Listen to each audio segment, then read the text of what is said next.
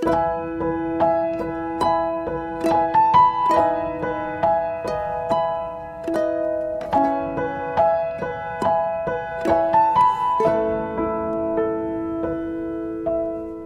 Ya, shalom. Shalom Ibu Shalom NN, puji Tuhan. Tuhan. Shalom Iya, Sugema Eli. iya, Shalom iya. Sugema Kesaksian, Eli. tema kesaksian Anda luar biasa ya. Proses bertubi-tubi menimpa semua aspek kehidupanku. Memang betul ya, semua aspek kehidupannya dihajar habis. Habis total Tuhan. Oke, boleh cerita buat kita semua, silakan Ibu NN. Tuhan Yesus memberkati. Ya, shalom ya semua ya. Saya Ibu NN, saya saat ini berusia 50 tahun.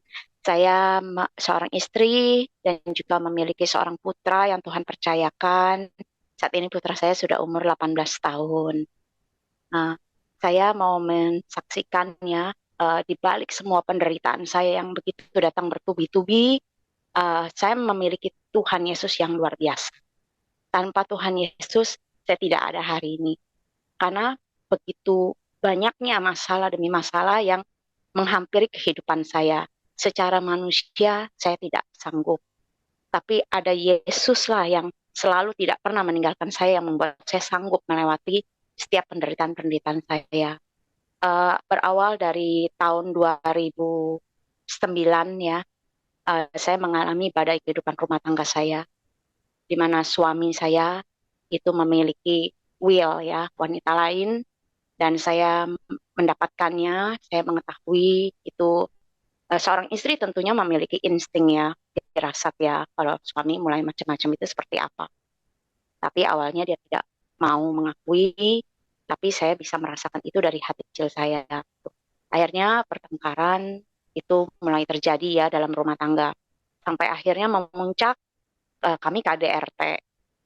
Dalam KDRT itu, disitulah memicu amarah besar saya dan saya mengusir suami saya. Nah, di saat saya mengusir suami saya itu, uh, saya tuh tidak pernah sama sekali merasa bersalah ya. Kok istri yang ngusir suami seperti itu? Kok kurang ajar amat? Gitu. Karena saking sakitnya saya, terlukanya saya, sehingga saya tidak memikirkan itu. Berlangsung bertahun-tahun, malah saya uh, hapus ya nomor handphone suami saya. Saya benar-benar seperti kayak membuang baju kotor yang saya udah nggak mau lihat lagi. Nah, itu berlangsung bertahun-tahun. Nah, sampai akhirnya tahun 2014 ya, itu 2013 tepatnya. Suami pernah balik mencari saya dan anak saya, tapi saya juga masih mengeraskan hati, masih menutup pintu hati saya untuk bisa menerima dia. Jangankan menerima ya, melihat mukanya saja saya tuh aduh, sorry kata udah muak lagi, saya udah nggak mau. Disinilah saya nggak sadar ya, ternyata iblis karena saya memiliki kekecewaan yang mendalam, sakit hati yang mendalam, saya tidak sadar kalau iblis tuh memakai hidup saya, gitu. Memakai hidup saya mengubah saya itu menjadi seorang yang sombong, arogan. Dikarenakan apa? Saya juga memiliki pekerjaan yang saat itu cukup mapan ya dari segi income, dan saya memiliki second income lagi gitu, hasil rumah saya kontrakan gitu setelah kami pisah ya. Jadi itu membuat saya tuh tidak membutuhkan sosok suami dalam hidup saya gitu. Karena saya mampu dengan anak satu, saya membesarkan anak saya, menyokokan anak saya tanpa suami itu saya mampu. Nah, inilah yang sebenarnya saya tidak sadar gitu. Kalau saya itu mendukakan hatinya Tuhan. Saya tidak berfungsi semana layaknya saya seorang istri. Saya harus taat, tunduk, dan menghormati suami sebagaimana suami apa adanya ya, gitu. Dan itu saya tidak sadar sampai saya bertahun-tahun saya merasa oh semua fine-fine aja tanpa dia kok. Semua bisa berjalan, sekolah dan sebagainya. Gitu. Sampai akhirnya di tahun 2017 saya terdeteksi kanker, di mana saya divonis untuk kanker payudara stadium saya itu sudah stadium 3A. Nah, waktu saya divonis kanker tahun 17, suami juga sudah berusaha berkali-kali untuk bertemu dengan saya dengan cara dia lagi. Saya mulai perlahan-lahan buka hati gitu.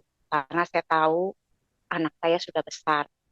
Dia tidak berhak menerima hukuman atas hidup kami ya, suami istri ya, papa mamanya yang kok begini gitu ya, yang nggak akur satu di mana gitu.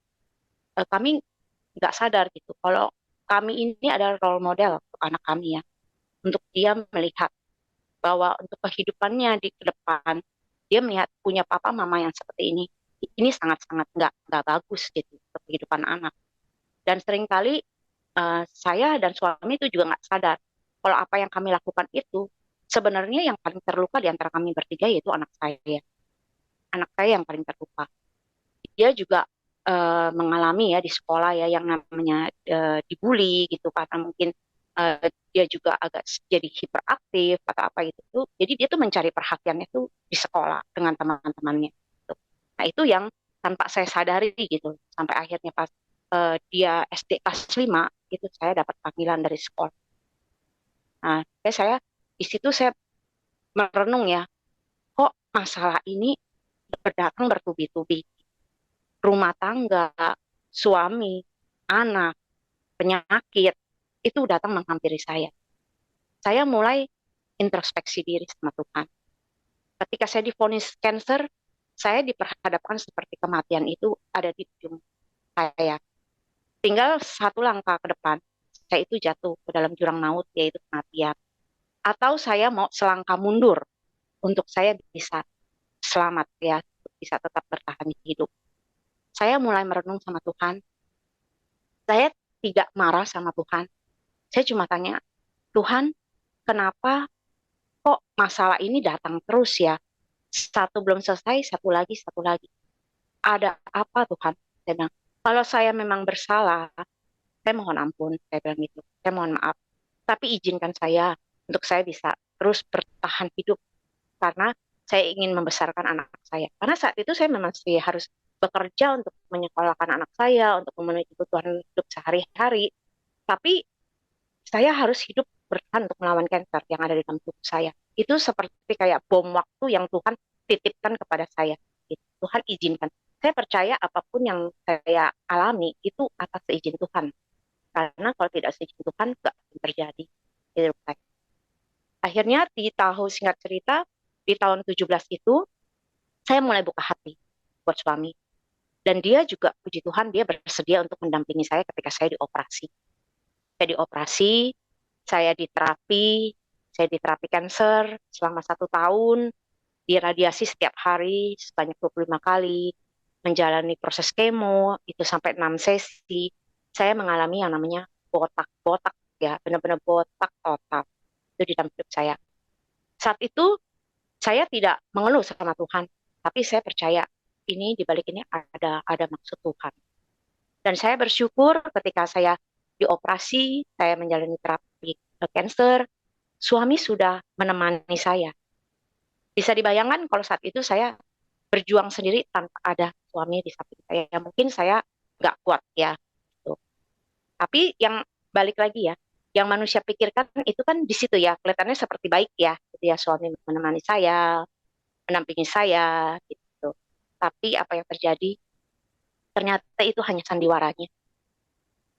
Itu sandiwaranya. Saya menemukan bukti ketika saya di kemo. Dia duduk di depan saya, menemani saya di kemo. Tapi dia sedang asik cat dengan wanita lain. Jadian dan dia sedang janjian untuk pergi makan bareng. Di saat saya mengetahui seperti itu sepertinya tuh saya langsung kayak ditombak dari belakang. Saya tinggal tinggal matinya saja gitu. Dan ketika saya baca isi WA-nya itu membuat seluruh badan saya bergetar ya. Dan saya pernah telepon Bugem Eli, saya pernah menceritakan kepada Bugem Eli, saya menemukan seperti hal-hal seperti ini, bahkan foto-fotonya bersama gitu. Secara manusia itu hancur total, saya hancur total. Di mana yang tadinya saya berpikir ini baik, dia kembali kepada saya, menemani saya, tapi kenyataannya kok seperti ini. Nah, setelah saya mengetahui seperti itu, di tahun 2019, saya baca semua dan Bu Eli sangat menguatkan saya. Statementnya keras, dia bilang, Bu NN, stop, jangan lagi buka itu HP, jangan lagi baca WA suami, jangan lagi lihat apapun juga di handphone suamimu. Kita tidak perlu melihat apa isi sampah.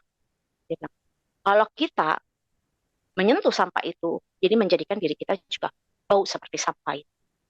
Dan saya memang nggak mudah ya untuk bisa mempraktekkan apa yang Bugam Eli sarankan kepada saya. Itu nggak mudah gitu. Karena seringkali iblis tuh buka celah gitu ya. Iblis tuh di saat saya ingin tidak menyentuh HP itu, tapi kesempatan yang iblis kasih itu selalu ada. Tiba-tiba handphone itu yang selalu dimatikan, di password sama suami saya, itu tiba-tiba kayak ada di meja dengan terbuka begitu aja. Gitu. Passwordnya dia lupa lock gitu. Nah itu kesempatan saya untuk bisa lihat lagi. Atau di saat dia tidur, dia pegang-pegang HP, ketiduran, handphonenya masih nyala, masih on. Itu kesempatan ada gitu. Di situ iblis sedang mencobai saya. Gitu.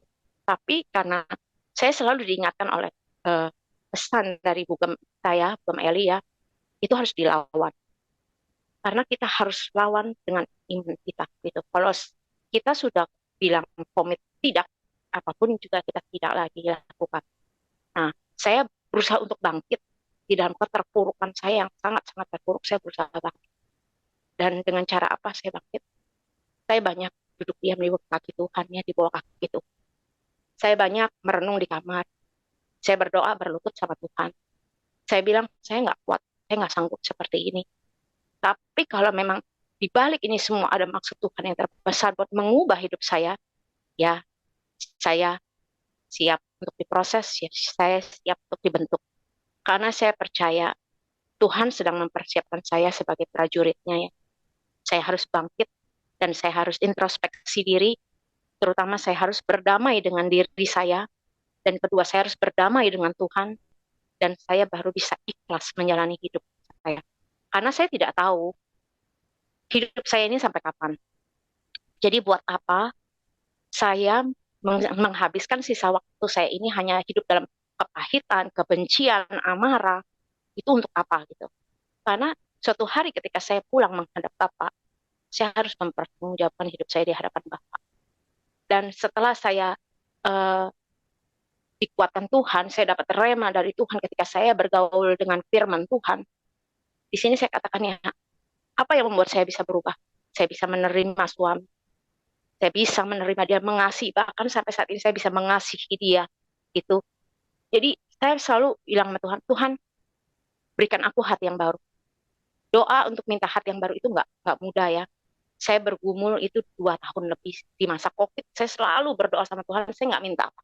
Saya selalu bilang, Tuhan berikan aku hati yang baru seperti hatimu. Dengan itu, dengan cara itu saya memiliki hati yang baru. Saya baru bisa mengasihi suaminya.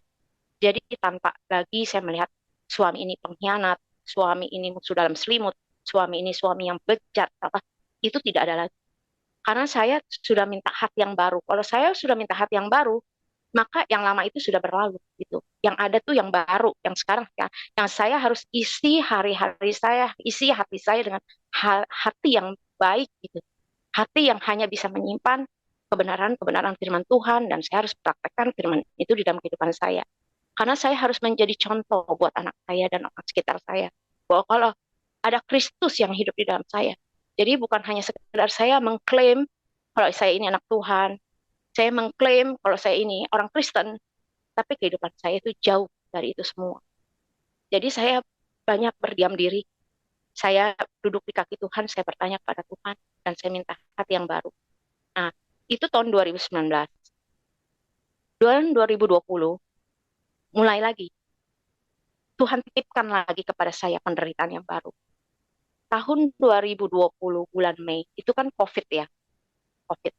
Tiba-tiba perusahaan di mana saya bekerja itu diumumkan resmi untuk ditutup. Karena memang tahun-tahun sebelum COVID itu memang ekonomi untuk perusahaan kami itu cash flow-nya itu tidak baik ya. Tiba-tiba tahun 2020 bulan Mei itu untuk semua karyawan diberhentikan tanpa ada uang pesangon, tanpa ada apapun juga kami hanya menerima selembar kertas untuk pemberhentian kerja. Di situ saya rasanya mengalami aduh Tuhan, kok begini lagi ya? Gitu. Saya baru bangkit, kok tiba-tiba ditimpa lagi itu masalah. Saya harus bagaimana untuk membiayai sekolah anak saya bagaimana? Sedangkan anak ini baru mau masuk SMP, saya butuh banyak uang gitu. Nah, COVID kebetulan juga cari pekerjaan saat itu nggak mudah ya. Gitu. Nah, tapi saya berusaha untuk terus mengandalkan Tuhan, terus mengandalkan Tuhan. Karena saya percaya saya bisa melewati yang kemarin, pasti yang ini juga bisa saya lewati bersama dengan Tuhan. Saya cuma minta satu sama Tuhan, jangan pernah tinggalkan saya Tuhan. Jangan pernah tinggalkan saya untuk saya melewati ini semua. Itu saya minta. Saya selalu bawa itu dalam doa. Dan ketika saya tidak bekerja selama COVID itu, Tuhan memelihara saya. Yang namanya enggak bisa makan, itu enggak pernah. Selalu saya bisa makan meskipun dengan apa adanya ya, apa adanya. Nah, di puncak terakhir tahun 2022 kemarin ya, itu saya benar-benar mengalami yang namanya di bawah titik nadir.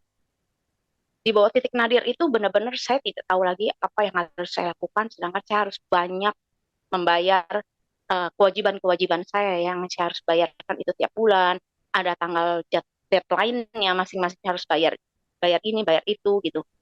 Nah, satu lagi yang saya mau saksikan di sini ya, saya tidak pernah mengandalkan manusia dalam hidup saya. Karena saya dimerdekakan oleh kebenaran firman Tuhan yang berkata, terkutuklah manusia yang mengandalkan manusia. Kalau saya mencari manusia untuk minta pertolongan, itu sangat mudah sekali. Karena apa? Di sebelah saya suami saya. Saya pasti dengan mudah sekali saya akan bilang sama suami, saya belum bisa bayar ini, saya belum bisa bayar itu. Pasti suami akan menolong. Atau saya bisa berkata kepada mungkin keluarga ya, keluarga atau sahabat saya. Itu mereka mungkin bisa menolong. Tapi itu menolongnya manusia itu ada batasnya. Mungkin satu kali dua. Tapi kenapa saya tidak lari kepada sang sumber? Sumber dari segala sumber yaitu sumber berkat, yaitu Tuhan Yesus sendiri itu. Tuhan Yesus sendiri yang bisa menolong saya keluar dari masalah ini semua. Gitu. Jadi saya balik lagi, saya bergumul sama Tuhan, saya minta sama Tuhan belas kasihan Tuhan, dan saya berjanji sama Tuhan, hidup saya dulu yang harus benar di hadapan. Jangan minta orang lain yang benar dulu, terutama pasangan kita. Jangan saya minta suami saya dulu harus begini-gini. Tidak, saya bilang Tuhan, saya yang mau berubah. Saya yang mau begini, saya yang mau begini Tuhan. Tolong bantu saya, mudahkan saya. Dia bilang gitu. Nah, tahun 2022 itu saya bergumul sampai Desember. Sampai Desember itu benar-benar sepertinya kok benar-benar nggak ada solusi, nggak ada jalan keluar. Sedangkan tagihan itu terus berjalan hari demi hari gitu, terus berjalan. Akhirnya saya putuskan kepada Tuhan, Tuhan, saya percaya Engkau Allah yang sanggup mengubah segalanya dan sanggup memberkati aku karena aku anak. Saya udah bilang sama Tuhan, saya nggak mau mikirin lagi Tuhan, gimana caranya saya harus bayar, saya nggak mau pikirin lagi. Saya bilang, saya habis doa malam itu, saya bilang saya mau tidur. Saya mau tidur, saya tidak bicara sama siapapun juga. Kalau saya udah banyak deadline jatuh tempo, saya tidak bicara sama siapapun. Saya cuma bicara sama Tuhan, Tuhan saya mau tidur. Saya percaya susah cari ada cukup cari, besok pasti ada berkat yang baru. Saya selalu berkatakan itu setiap saya bangun tidur. Meskipun besoknya masih belum, tapi saya tetap katakan itu. Besok pasti ada berkat yang baru, besok ada berkat yang baru. Sampai akhirnya, singkat cerita, saya juga sambil masukin CV lamaran saya ya. Masukin lamaran saya itu entah udah berapa puluh banyak CV lamaran saya. Sampai bahkan saya banting banting setir gitu ya. Dari yang tadinya saya di grade level leader, saya sampai masukin resume saya tuh sebagai staff. Itu pun juga saya jalani gitu. Yang penting apa aja, yang penting saya berusaha untuk kerja. Gitu. Tapi balik lagi, lihat pertolongan Tuhan itu dahsyat. Dia tidak mengizinkan saya untuk bekerja sebagai staff. Di 4 Januari, tiba-tiba resume saya ada yang di-approve gitu ya. Saya dipanggil dan Tuhan memberikan saya tuh jauh dari apa yang saya pikirkan gitu. Dia tetap tidak mengizinkan saya untuk menjadi ekor dan dia tetap mengizinkan saya sebagai kepala gitu. Itu yang sangat saya terkagum-kagum ya. Lihat pertolongan Tuhan gitu. Kalau dilihat dari usia saya umur 50, mencari pekerjaan, saingan saya oh jauh lebih banyak ya, yang muda-muda, yang jauh lebih baik itu banyak gitu loh. Dan akhirnya juga saya melihat suami semakin hari juga Tuhan semakin ubahkan ya. Karena saya sudah diam, saya berdiam Tuhan, saya menjadi istri yang diam. Lebih baik saya banyak diam, duduk di kaki Tuhan. Dan dengan cara saya melakukan itu, mempraktekkan itu, saya melihat Roh Kudus bekerja begitu luar biasa ya atas hidup suami saya. Suami saya setia setiap hari dia baca firman. Karena saya percaya tidak ada yang bisa mengubah suami saya selain firman itu sendiri. Karena firman itu adalah Allah. Ketika firman itu dia baca, mungkin belum ada yang tersangkut di hidup dia. Tapi saya percaya firman itu nggak akan pernah kembali dengan sia-sia. Dan saya bersyukur banget saat ini suami juga semakin baik ya. Dan saya juga tetap menjalankan apa yang belum saran. Jangan lagi sentuh HP-nya, jangan lagi cari tahu tentang apapun juga. Karena kalau saya lakukan itu, saya tidak berserah sepenuhnya sama Tuhan. Saya masih melakukannya dengan cara saya. Kalau saya menyerahkan sepenuhnya kepada Tuhan, ya udah sepenuhnya, benar-benar sepenuhnya Tuhan. Gitu. Jadi jangan kepo-kepo lagi. Nah, untuk anak saya juga Tuhan luar biasa banget di tahun ini, tahun yang sangat Tuhan uh, tunjukkan ya, di mana dia uh, kasihnya begitu luar biasa atas hidup rumah tangga kami ya, terhadap anak kami. Yang tadinya saya tidak punya uang sama sekali untuk kasih dia kuliah, tidak punya sama sekali karena saya sudah bilang tadi saya di bawah titik nadir, dan juga suami yang hanya bekerja sendiri untuk memenuhi satu kebutuhan rumah tangga juga dia juga nggak mungkin ya saya apalagi kuliah zaman sekarang gitu. Tapi satu kali lagi ya yang sangat saya terkagum sama Tuhan, Tuhan malah kasih anak saya kuliah yang terbaik, dan itu tidak di Indonesia, malah Tuhan membawa dia kembali ke Amerika. Itu yang saya sangat terkaget gitu. Kalau mau dipikir secara manusia, duit dari mana gitu. Itu duit dari mana, itu nggak mungkin. Sekali lagi tidak ada yang mustahil di dalam Tuhan. Kalau asal kita benar-benar berserah total penuh sama Tuhan, biarlah Tuhan yang mengerjakan bagiannya dia. Bagian kita hanya satu, berdiam diri, banyak duduk di bawah kaki Tuhan, banyak bergaul dengan firman Tuhan, dan jangan hidup mengandalkan siapapun. Karena firman Tuhan berkata, senangkan hati Tuhan dengan perbuatan kita, gitu. Yaitu kita banyak praktekkan firman aja. Itu sih Kofran, Bugem Oke. yang disarankan. Oke, wow, luar biasa. Berikan tepuk tangan bagi kemuliaan nama Tuhan. Wow, luar biasa ya. Prosesnya dahsyat. Terima kasih Bu NN yang sudah jadi berkat buat kita semua. Ya, terima kasih atas kesaksiannya. Kita percaya semakin hari semakin keluarganya semakin dipulihkan. Puji nama Tuhan.